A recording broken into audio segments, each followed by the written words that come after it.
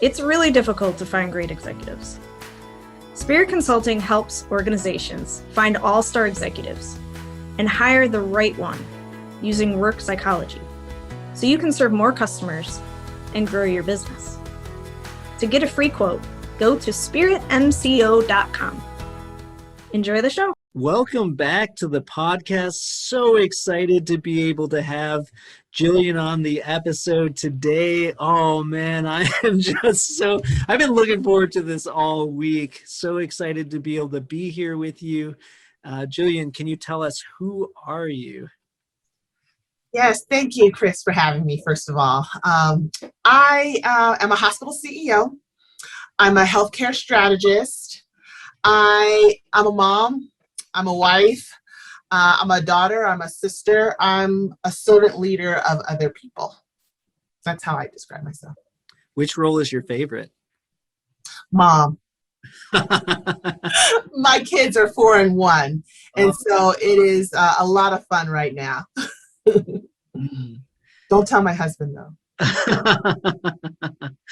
Have there been any recent memories where you're just like, where they've just completely blown you away with like the life lessons from trying to, try to parent a 4 and 1 year old? Those ages are fun. Yeah, I think before you have kids, there's an order to your life. There is an order to how you do things, and you have an expectation of how things flow and happen. And then you have one kid and that order goes a little out of the window. I'm imagining anything more than one because I only have 2, and the order goes out the window. The whole order is about enjoying the time with them, I think, is the lesson that I've learned. It's not about how clean the house is or how in order the process of the day goes. It's about, did we love each other? Did we learn something together? And did we have an appreciation for the time that we had together? Right. And so my house is not as neat as it would be, and everything doesn't happen the way I would like it to happen as an organizer and leader in many other aspects of my life. But I love on my kids and they love on me, and we come out okay because of that. Yeah. Oh, I love that. Thank you for sharing, because that really hits it hard for me, both as a boss. I mean, because that principle transcends both at work and then also at home, right? Because it's like, as a leader, we're usually moving really quick. And so sometimes our staff also are not moving at the same pace. And it's easy to want to jump in and want to just clean up the mess for them, instead of taking that hands-off approach. But that also applies the same at home, because it's like you have that option to either love them on purpose and give them the space to basically fail and grow, or to be that helicopter micromanaging parent that's like, oh, I'm just going to do your laundry for you. I'm going to do everything for you. But then you're stunting their own growth and development. So I love that. Thank you for sharing. Absolutely. It just reminds you also, have fun at work too. Have fun with the people that you work with as you love on them enough to let them fail forward, right? Sometimes we forget that in our work, right? We need to have fun with the people that we work with every day. Awesome. So, Jillian, how did you get to the leadership position that you're in today? Oh, okay. So is it okay? Maybe I'll start back in college even. I went to Oakwood University. Oh, yeah. Give us the story. I want the story. Okay. Yeah. Okay. So I went to Oakwood University. I did not declare a major till I was a junior, and I did economics and international business with a minor in languages, specifically Spanish. I had no idea what I wanted to do with it, but I loved to travel. And I liked economics. That was one of the intro classes that I got into, right? Macro and microeconomics, and they were cool, right? So I didn't know what I was going to do, but that's what I was majoring in. And I was on a 4-year scholarship. And so I had to finish something in 4 years was the goal. Then I did a summer internship at a hospital in Florida. And keep in mind, I have family in healthcare. So my mother's a physician. I have nurses that were aunts that were nurses. And so I knew healthcare as an industry, but a lot from the clinical side. And so I went to do the summer internship, never really realizing what role I could play in healthcare, because I didn't want to be a direct bedside caregiver. That's a whole nother story. My anatomy classes were not kind to me. Those cadavers have a whole nother situation going on. But found in that summer internship that what I enjoyed in economics and business could add value to healthcare, right? So an industry in which I grew up admiring and thinking was a cornerstone to a community, I can now be a part of, was kind of what happened for me that summer. I realized you can be a part of this industry in a way that you serve, right?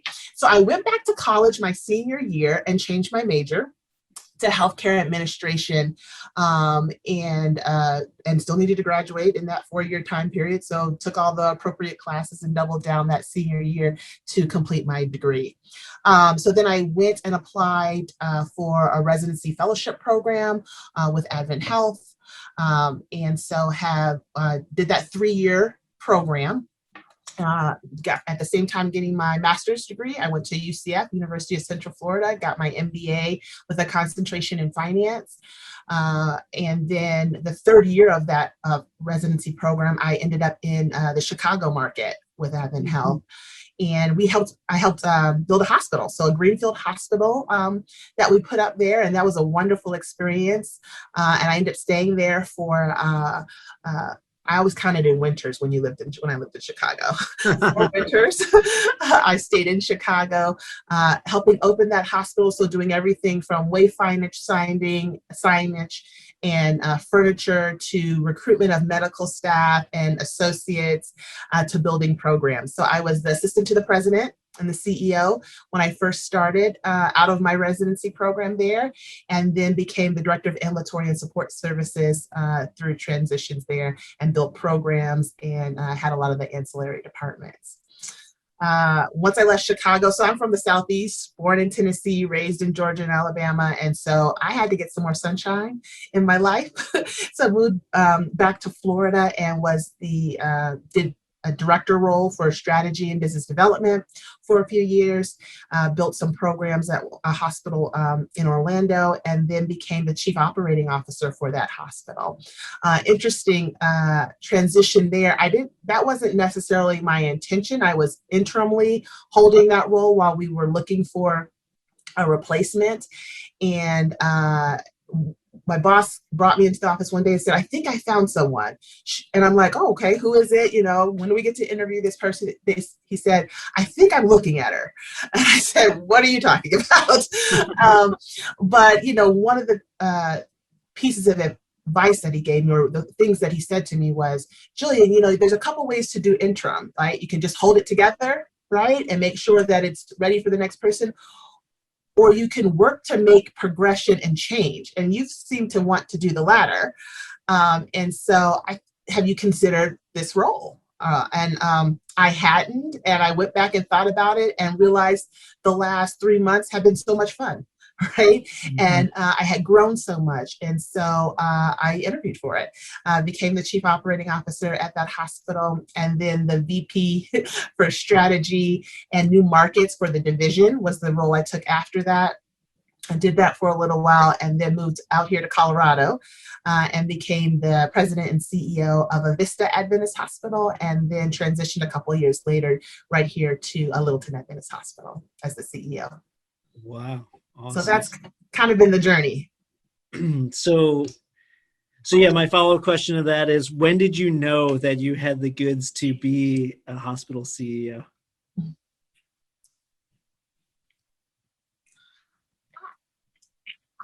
I guess when I started interviewing for a CEO job, I don't, my philosophy on my career development has really been to pick roles that I know I will enjoy doing, right? And that I will add value to the organization.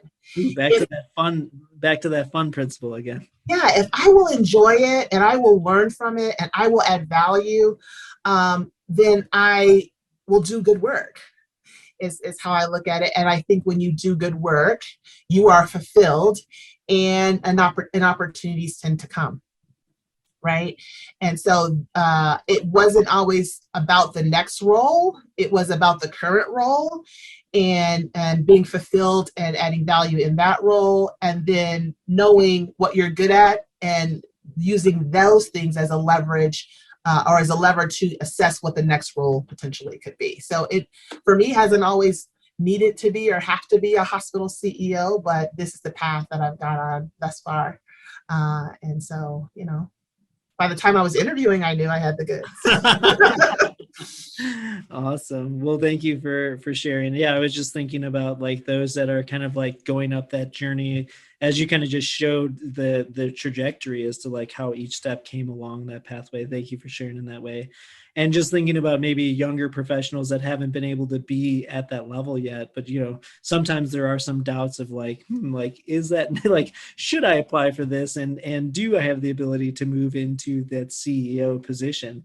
And yeah, I was just curious, but that's funny that you kind of mentioned that it was more so for you has been about like, will I be able to add value? Am I going to have fun? Am I going to be fulfilled? And the, kind of the titles hasn't really been as part of the, more so the consideration as to your primary motivations. Yeah, and I think if you're having fun, adding value, and fulfilled, you'll do better work, right? And so therefore you'll be better at the job, whatever it is that you've taken, right? And doing things that that you're good at. The other thing that I guess I would say tangibly that I think helped me understand that I could do the role is, can you lead through other people?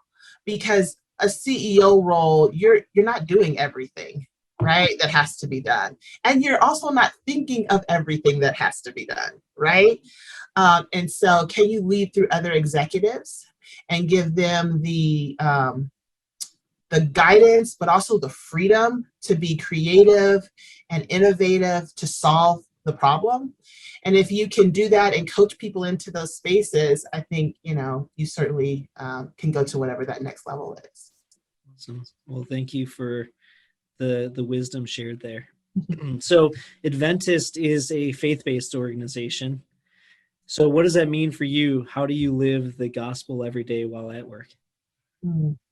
So I appreciate that question, because I think part of my reason for working in faith-based healthcare, that summer internship I was telling you about, I also realized, compared to other internships I had done, I didn't have to put a part of myself on a shelf Monday through Friday, 8 to 5, right? I could be my whole self all the time and live authentically in that. And so what that looks like for me at work is, it starts with love, right? It starts with love and service, and figuring out where I can serve, who I can serve, and how I can love them. And sometimes many times that requires you to share your own stories, right? To share of yourself and your journey and your path, your experiences, the good ones and the bad ones, really more the bad ones, right? So that people can see the humanity in you and the love that you are willing to offer them, right? I think that's how it shows up at work every day. And quite honestly, whether people realize it or not, you do a lot of that through coaching people, right? As a leader of leaders, a lot of your work is in development of other people, is in helping those people be successful towards the work that you're looking to accomplish. And so while you're coaching them, listening and loving on them, right? And being of service to them in ways that help them continue to develop. And that has to do somewhat with like sharing your mistakes, right? And why you might counsel them on not approaching something a certain way or approaching something a different way, right? So I do think that really looking to love and to serve each person who is before you in the moment and giving them that attention is part of how the gospel shows up to me at work every day that I come to work. Can you think about, just as a follow-up to that, can you think of a time where that really resonated for someone, when you were just being your genuine self, when you were willing to actually share some of your struggles, where it maybe impacted someone to and not necessarily like I'm not saying like evangelize them, and maybe that was the end thing, but just in essence, like impacted them and inspired them to maybe, do things differently or to grow and develop. Yeah, no, I appreciate that. I often say, like, we're at faith-based hospitals my whole career, but I don't necessarily think of our work as evangelism, to your point. But I do think that when you show people love, they want to know more, right, about where that love comes from and why you are able to exude that, what creates that for you. And so that does open the door, right, for conversations about your faith walk, what you believe and why you believe it, and your stories of success and learnings. And so I tend to mentor young female executives or young female leaders, and sometimes there is a struggle about how to fit in to an environment where your level of representation may not be as strong, and that creates a discomfort for you potentially, and how to add your individual value, right? And that can kind of, those can be conflicting desires. And so I think of a particular young lady who felt pretty defeated in her current situation as to how she would be able to really be her authentic self, right, at a table where she wasn't sure it was received, right? And so really sharing with her my own experiences, but also helping her make sure she knew how God saw her, right? To say that's the confidence you go into that room with, right? That's how you show up at that table. And it doesn't create arrogance, but it creates confidence and security so that you can be courageous, right? In a space where it's challenging. And sharing with her my own struggle in that, because I think sometimes when people see you show up, they think you've always been that way, or that you've always, it's like natural and it's easy and you're not nerve-wracked. So as you say, I often tell people, public speaking is not my favorite thing, but it was one of those things where it's part of the gig. You better get used to it, or you're gonna have to do something else, right? And so I get butterflies, right? And they're like, really? Absolutely, right? I get nervous when going into certain situations or conversations.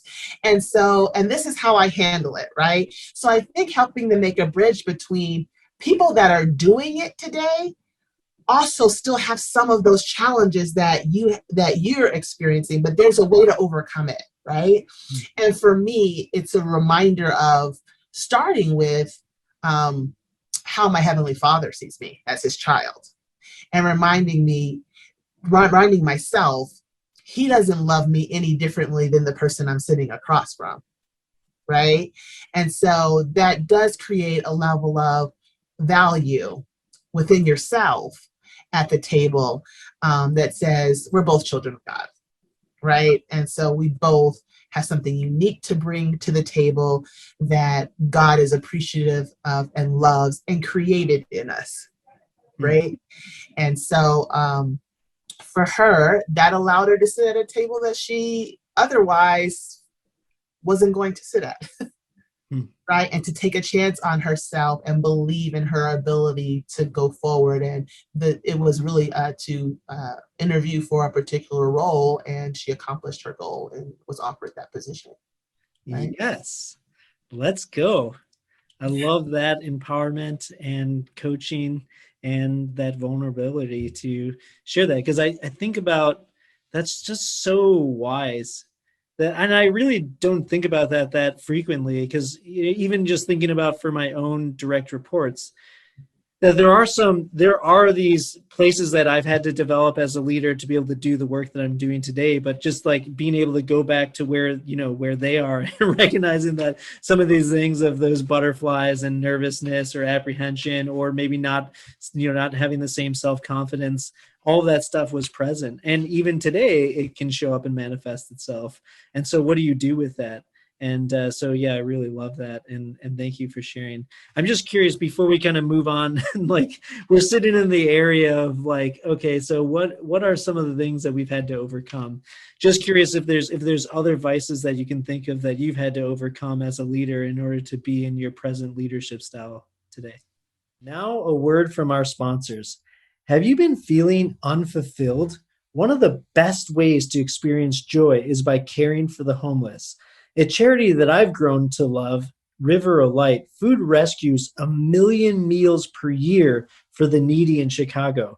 Imagine how that make you feel knowing that you're helping feed homeless children and veterans.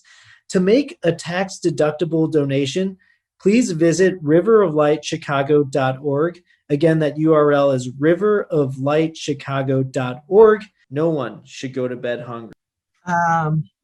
Yeah. So I would say, the saying, or the quote, we judge others by their actions and ourselves by our intentions, right? Mm-hmm. And what that really does is it leads to a level of judgment about people's intentions. And I struggled with that for a while, because I think that if you're not going under the water, as they say, to better understand people's beliefs and their value systems and why they're doing what they're doing, and you're just judging the action, you're judging that action on your own below the water, your own values and beliefs and intentions, right? And if they're not aligned with theirs, then you judge the decision, right? And then therefore the person, and sometimes their integrity, right?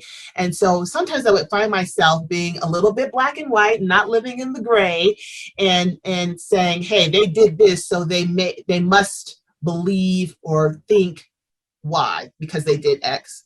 And the more I realized that I needed to get under the water, understand, why'd you do that? Like, tell me your story, help me understand your belief system that's led you to that. It opens my eyes to provide more grace, the grace we all want, right? Because we all are going to make mistakes or do things, and people read the intention differently. But it allows me to start with grace through learning this, like not being judgmental, showing more grace to people, as well as maybe helping coach them, right? And saying, okay, let's talk about the value system in which we make decisions, right? And how we need to make sure that we're aligned in that space and what that means for others. So I think really working on judging people for their intentions and not just their behavior, but understanding the connection between those two is something I've worked on. Because it was hanging me up, I think, a little bit. It stops you from working with all types of people and bringing out and appreciating the value that all different types of people have to bring to the table when you judge. Jillian, I just like cried a little tear from my heart there. Like, oh man, I was just like completely, woo, I'm just like wrecked from that. Yeah, because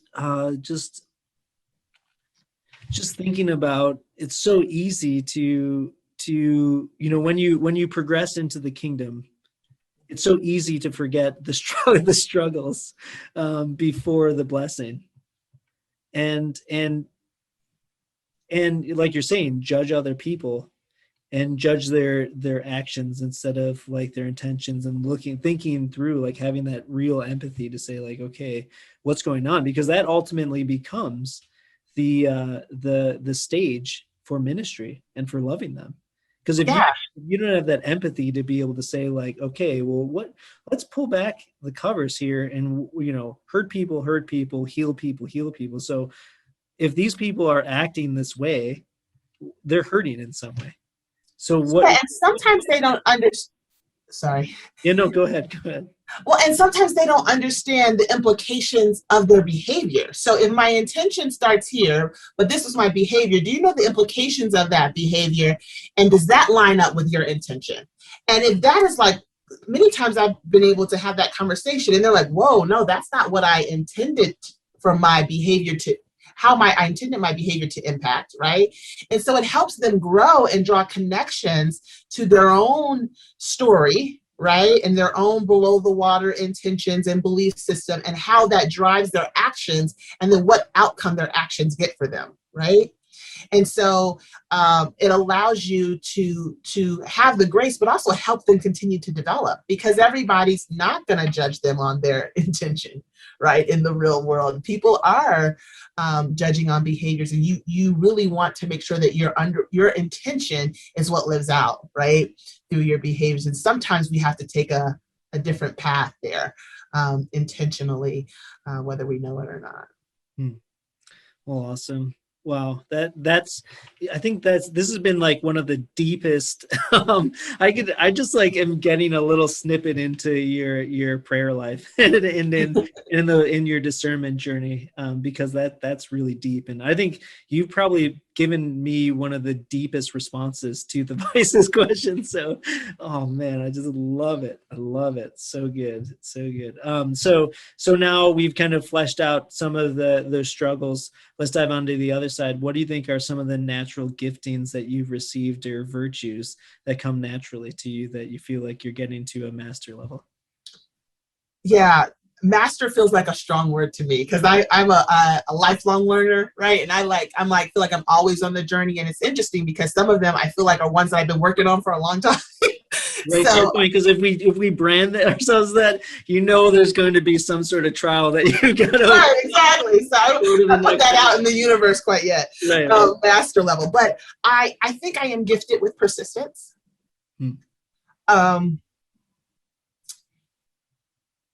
I feel like there have been instances where I've been knocked down or told no, or this is not the way to go, and I think I work to reimagine it, right?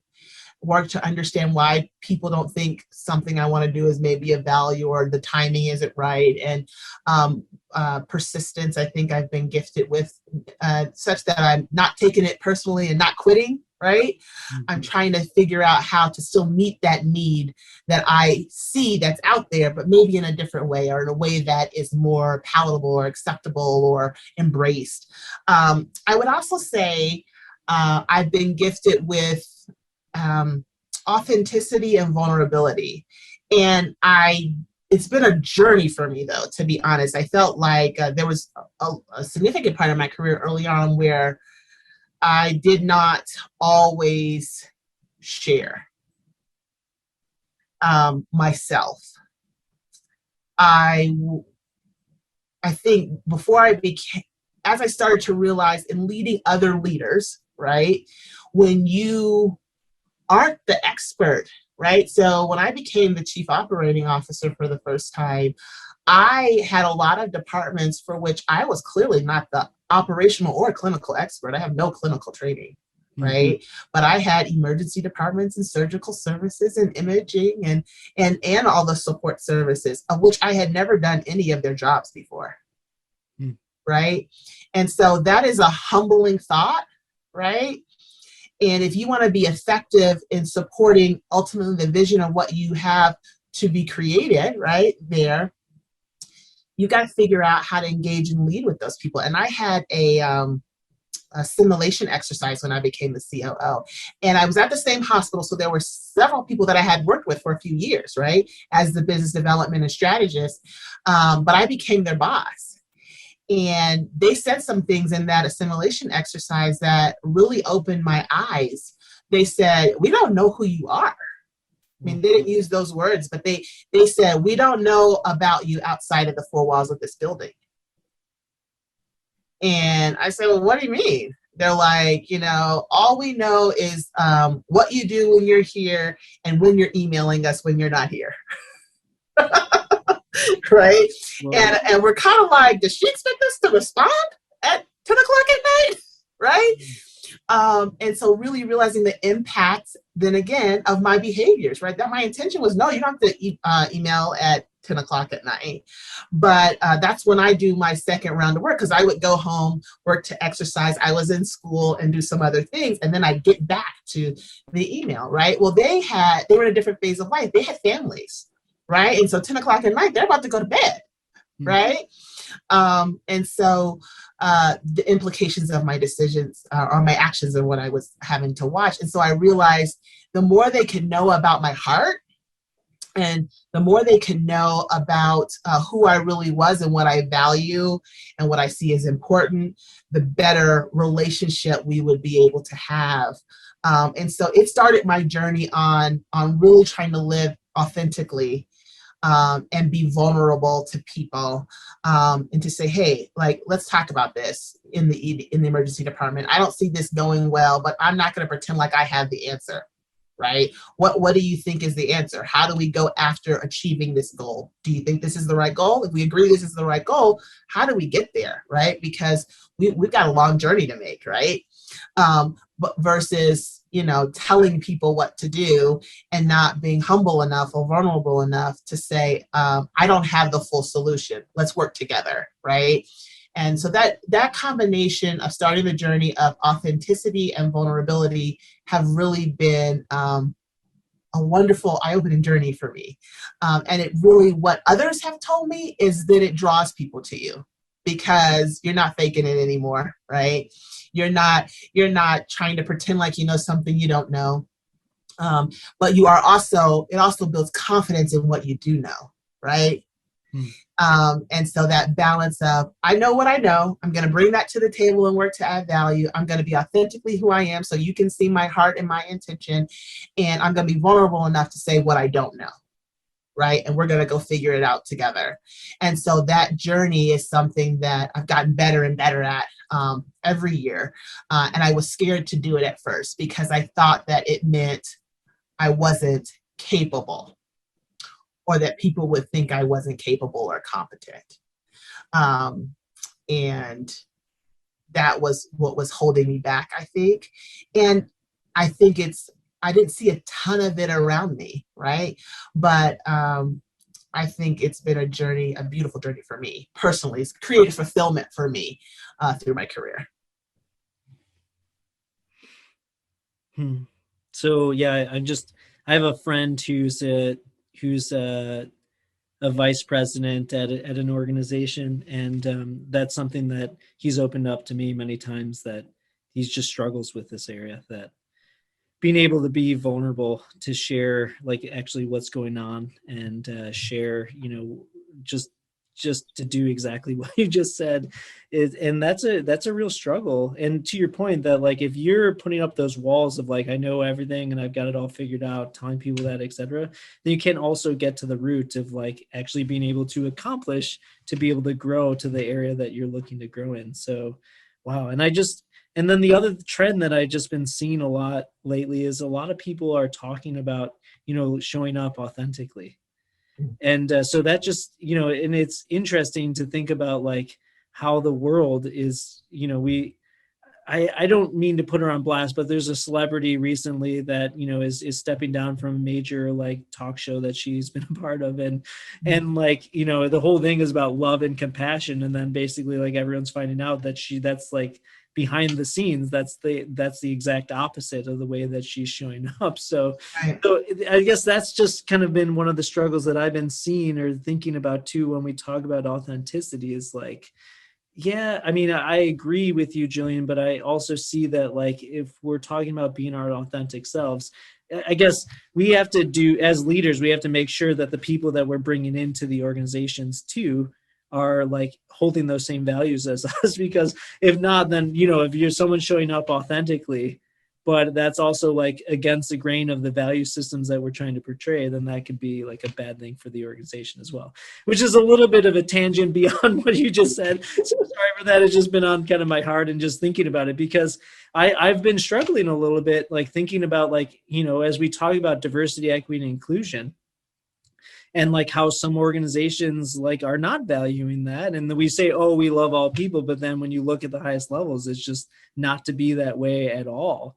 Mm-hmm. And so it's like, well, some people are going, oh, well, we need to show up authentically, like that'll change it. But like at the end of the day, if there's still race, and so I'm talking about racism now, but we could also dive into any sort of things of like, any sort of vices or things that are ugly, whether that be like, lying or stealing, or like if those types of values come into the organization and you're being authentic, it's just not the authenticity that we're wanting in the organization, that's not going to be, you know, a fix all for that either. And now bringing that back into DE and I, if we're talking about like being our authentic selves, but you have a racist upbringing, then that's not the authenticity that we're looking to build in the organization either. Absolutely. So you bring up a lot of great points, because I think first off, if I think about authenticity, right, and leading with authenticity and being your authentic self, I think it starts at the top, right? So I can't expect people to do it if I'm not going to do it, right? And so I think I have to model it, right? I think I also need to hire people who have a value system that is representative of the values I'm trying to express in the organization. And if I mishire, right, and someone's showing up authentically, but their value system is not aligned with the value system of the organization, we just need to say, hey, I mishired. Cut the cord. Right? This was not the right fit for the organizational values and the personal values. When they do not connect, in a leadership position particularly, it's not going to work. Now, candidly, I'd rather them still be authentic, so I know that as soon as possible, right? And a lot of times that shows itself for me personally through an interview process, right? And listening to people like my executive assistant and how that person interacted with them, right? I've recently gone through this hiring a CMO, a chief medical officer. And there were people in that interview process. We had a very good and diverse slate, but there were people in that interview process who did not make it past me or past other rounds in the interviews because of how they treated my executive assistant. How they communicated with her, how they responded to her or not, and how they interacted with her. Because she wasn't a C-suite person. And I feel like that's interview 101, right? Like everybody knows that you need to treat the person's executive assistant well, right? When you're interviewing, you should be on your best behavior. And if this is your best behavior, we've got a long way to go, right? Because my first criteria in hiring that CMO role was always, I want a great human being. I want a person whose value system aligns with the values that we're working towards living out in this organization, right? So I still want you to be authentic, because then I can more quickly find out whether your value system aligns or not, right? Yes. And then honestly, when you live that way, people see that, and that allows me the opportunity to course correct, to say, I made a mistake and this person doesn't need to be here anymore. And it becomes very clear to people why I made that decision. Right? Because they were authentically living out who they were, and they can see that was not aligned with where we're going in this organization. So it works for me in both ways, right? Because I'm not going to be afraid to address it, because it's a complete derailer if you don't. Right? And so hopefully I catch that in the interview process, but if I don't, I want to know early on, because I want to rectify that. And then I also say that means we have to put our money where our mouth is, right? If I say I want diversity, or that I want people with certain values, or that I want, then you need not settle till you have it, right? And so, and realizing if it's of utmost importance to you to have a certain value system, or a certain aspect of diversity, or diversity is a part of your team, you're going to figure out a way to make sure that's included, right, in that final candidate, or in that final candidate pool, because otherwise your actions aren't matching what you said your values system is. And so that is an aspect of being an authentic in and of itself, right? So you either lied about the values, right, or you aren't having the courage to live them out. And a senior executive role, both are a challenge, right? Because sometimes both would be a challenge. So I do still believe that authenticity is key. It shows you what you really have to, in people. It endears people to you. And really, in the healthcare industry, and in most places, right, people are following people. Right. So as a leader, They want to see, yes, your vision and your direction, but they want to see your humanity too, right? Particularly in healthcare, I guess. I mean, I don't have experience from other industries, but we are people serving people, right, in healthcare. And so there is a human element of what we do. And so they want to see that humanity in their leadership too. Awesome. Well, yeah, so thank you for sharing, because I think that's probably even just more so. I know this is such a critically important topic right now in the state of the world right now, and I'm getting asked it a lot too when in just interacting and networking. So always love to kind of expand that thought. And yeah, so that was beautiful. Thank you for sharing, Jillian. So yeah, do you mind if I close us out in prayer? Would you like to lead? I'd love to pray. Okay, great. Awesome. Dear Lord, we are grateful for this day, for this time we've been able to fellowship and spend together. Focused on leadership, but focused on leadership that is steeped in our love for you, our love for your gift of life, eternal life for us, our love and appreciation for the influence that knowing you has on our walk while we're here on earth. Lord, we ask a special blessing today on the audience, on Chris, on myself, and our families. We ask that you continue to watch over us, guide us, and be that still small voice that helps us on our path. We're grateful for your love, for your guidance, for your support. Lord, help us be the light in the spaces that we walk so that we can draw people closer to you. We love you, Lord. Amen. Amen. Awesome. Well, last question. How can people get a hold of the work that you're doing, Jillian? Probably the easiest way to connect with me is on LinkedIn, Jillyan McKinney on LinkedIn. And we will add that to the show notes as well. Hope you have an incredible weekend, and we look forward to continuing the dialogue with you as well. Awesome. Thanks, Chris. Hey, Chris here. Hope you enjoyed the episode where we discussed all things going bald. Just joking. If you enjoyed the episode and the podcast, will you please subscribe on YouTube or Apple Podcasts or Spotify? Or you could also share it with a friend. That would be tubular. I hope you have an awesome day.